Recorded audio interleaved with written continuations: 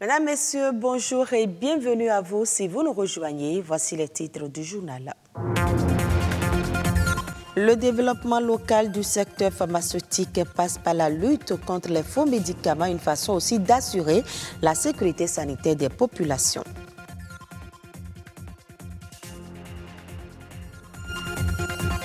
L'association d'entraide et d'insertion professionnelle des enfants déshérités redonne le sourire aux enfants délaissés en collaboration avec le groupement Ediatio du port de pêche de Cotonou. Elle a organisé une réjouissance pour marquer la journée de l'enfant africain. Déficit de latrines dans certains quartiers de Cotonou, les populations de la peine à satisfaire leurs besoins. Conséquence, elles sont obligées de déféquer à l'air libre.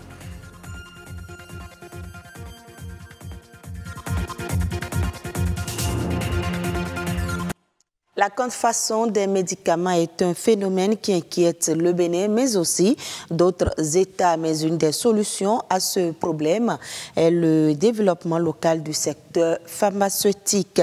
Et ça fait partie des moyens de lutte contre la contrefaçon des médicaments, mais aussi pour assurer la sécurité sanitaire des populations. Mais quelles sont les difficultés et quels sont les acteurs impliqués dans ce développement local du secteur pharmaceutique? Réponse avec Louis Koukbemedi, il est pharmacien. L'un des moyens de lutte aussi contre les médicaments contrefaits, les médicaments falsifiés, c'est de développer de façon locale une industrie pharmaceutique. Le développement d'une industrie pharmaceutique locale représente une réponse assez forte d'accord à la prolifération des médicaments contrefaits. Parce que, vous savez, c'est parce que dans nos États aussi, il n'y a pas une industrie pharmaceutique développée qui fait que nos États sont dépendants de l'étranger en matière de besoins en médicaments. Et quand vous êtes dépendant de l'étranger et que c'est de l'étranger que vous importez, si vous n'avez pas un système de contrôle suffisamment fort des frontières et autres et de surveillance du territoire, il va sans dire que les médicaments falsifiés peuvent s'infiltrer dans ce que vous faites entrer. Il faut maintenant que nos États, notamment en Afrique subsaharienne, puissent se mettre ensemble pour pouvoir, dans une sorte de coopération communautaire, pour développer une industrie pharmaceutique. Parce que l'une des exigences de développement de l'industrie pharmaceutique, c'est qu'il faut trouver un marché d'écoulement des produits. Et plus ce marché est grand, plus l'industrie est viable. Si nos États se mettent ensemble, par exemple dans les communautés, là, comme l'UEMOA, la CEDEAO et autres, pour protéger le marché, et se mettre ensemble à communautariser les moyens pour développer l'industrie pharmaceutique, on peut espérer d'y arriver un jour. Dès que vous fabriquez localement, vous avez un regard sur ce qui est fabriqué. Vous le contrôlez vous-même. Il faut qu'au niveau étatique, qu'il y ait d'abord une volonté politique forte. Pour que d'abord à l'interne, une sorte de coopération s'instaure pour prendre des dispositions qui favorisent le développement de l'industrie locale. Lorsqu'on importe des médicaments, on ne paie pratiquement pas de taxes parce que le médicament est un bien social. Mais lorsque l'industrie qui s'installe au Bénin doit importer les matières premières, cette industrie va devoir payer des taxes pour la matière première. Ce qui représente déjà un facteur défavorable pour le développement de l'industrie locale. Parce que si vous fabriquez un médicament dont le coût est plus élevé par rapport aux médicaments importés, il est clair que vous n'êtes pas compétitif. Il y a aussi les pharmaciens qui sont des spécialistes de médicaments qui sont concernés. Il y a également les banques, ceux qui doivent mettre le financement à disposition. Il y a bien entendu ceux de la médecine traditionnelle parce que si on a une industrie locale qui se développe, bien entendu, cette industrie va aider également à la production des médicaments traditionnels. Donc toutes ces personnes-là sont concernées, sont des acteurs. L'association d'entraide et d'insertion professionnelle des enfants déshérités en collaboration avec le groupement Ediatio du port de pêche de Cotonou ont célébré l'enfant africain. Une occasion pour les responsables de ces différentes associations de redonner le sourire à ces enfants issus de familles déshéritées et de laisser revivre les moments forts de cette célébration avec Axel Dancy et Amitié Sagbidi. Vêtus de leur plus belle tenue, les enfants du port de pêche de Cotonou sont honorés, ceci dans une ambiance féerique de gaieté mais surtout d'allégresse. Autrefois malheureux, ces enfants sourissent aujourd'hui. Nous avons constaté, c'est un peu comme une ville, il y a un peu de tout et que beaucoup de regards ne sont pas tournés vers le bas-fond appelé port de pêche. Alors, AIPED, avec ses membres, ont décidé, en exploitant bien sûr le thème de cette journée de l'enfant africain, de jeter un clin d'œil aux enfants, de prouver aujourd'hui aux enfants qu'ils ne sont pas les enfants exclusivement destinés au port de pêche, principalement dans le bas-fond, mais aussi qu'ils sont les enfants, ils sont utiles et sont considérés comme tout enfant. Je suis fier d'être parmi mes amis, mes frères et sœurs, car c'est un moment de joie et d'enthousiasme pour nous. Ne laisser aucun enfant pour compte, c'est la motivation des différents membres de ces organisations. La plus grande motivation, c'est de voir ces enfants aujourd'hui très heureux et contents, et même parfois les mamans qui sont autour de ces enfants qui ne prenaient pas si tant d'importance aux enfants qui aujourd'hui se sont dépêchés pour préparer eux-mêmes, pour prendre des chaises eux-mêmes. Donc ils ont mis la main à la pâte pour participer à l'organisation de cette fête. Jour de fête et date inoubliable pour chacun d'eux, la secrétaire générale du groupement Ediacho n'a pas manqué de jeter un regard sur les femmes qui donnent naissance à ces bouts de chou. La femme est une pierre précieuse.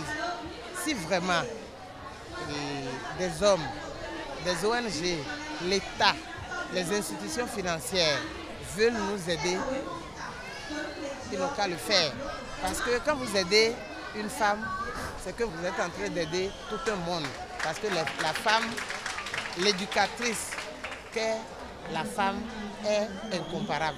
Pour l'épanouissement et l'intégration des enfants dans la société, il faut leur reconnaître leurs différents droits. À Cotonou, plus précisément à Ladji et Vossa, le nombre de latrines est insuffisant pour répondre aux besoins des populations. Les quelques-unes érigées pour desservir les habitants sont en grand nombre, mal entretenues et dressent ainsi le nid aux microbes. Reportage Christelle Tongodo. Nous sommes ici à Ladji, le quartier le plus peuplé du 6e arrondissement de Cotonou. La population avoisine 12 000 habitants et souffre d'un mal permanent d'absence de latrines. Dès le recasement, nous avions constaté que beaucoup de latrines étaient construites sur la voie publique. Malheureusement, ces latrines ont été détruites. Toutes les latrines ont été détruites. 3 latrines pour 12 000 personnes. Ainsi se présente l'état des lieux. Dans ces conditions, les populations sont obligées de trouver des alternatives pour répondre à leurs besoins naturels. Nous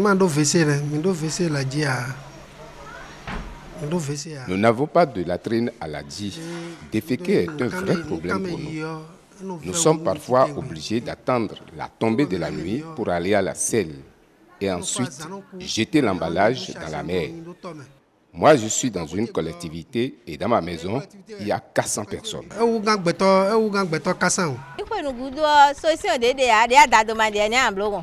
En l'absence de latrines, nous déféquons dans des sachets plastiques que nous jetons ensuite sur des tas d'ordures. C'est une triste réalité qui ne fait pas développer notre pays. Nous demandons aux bonnes volontés de nous doter de cette importante infrastructure. À quelques mètres de Ladji, plus précisément à Vossa, aller à la selle représente pour les populations un véritable casse-tête. La seule latrine érigée dans cette zone est fréquentée par près de 8 000 personnes. C'est donc avec acuité que se pose le problème de l'entretien des lieux. Si c'est plein, donc les gens font ce vidange en creusant un trou à côté et faire leur vidange dedans. On a toujours le domaine public qui est toujours là et on cherche les ONG ou les autorités compétentes pour nous aider pour faire un autre latrine. Nous avions écrit à plusieurs ONG. Nous avons écrit même à la mairie de Cotonou qui nous gouverne. Ils ont dit oui. À mesure que nous reprenons ou nous continuons les travaux de recasement qui étaient commencés, suspendus entre-temps, que nous continuons pour que les voies soient tracées et que chacun connaisse, localise réellement sa parcelle pour que la mairie puisse nous venir en aide. Les rues de Ladji et Vossa transformées en toilettes, les ménages deviennent une couche sociale vulnérable en raison de l'atmosphère socio-sanitaire très hostile dans laquelle ils vivent au quotidien.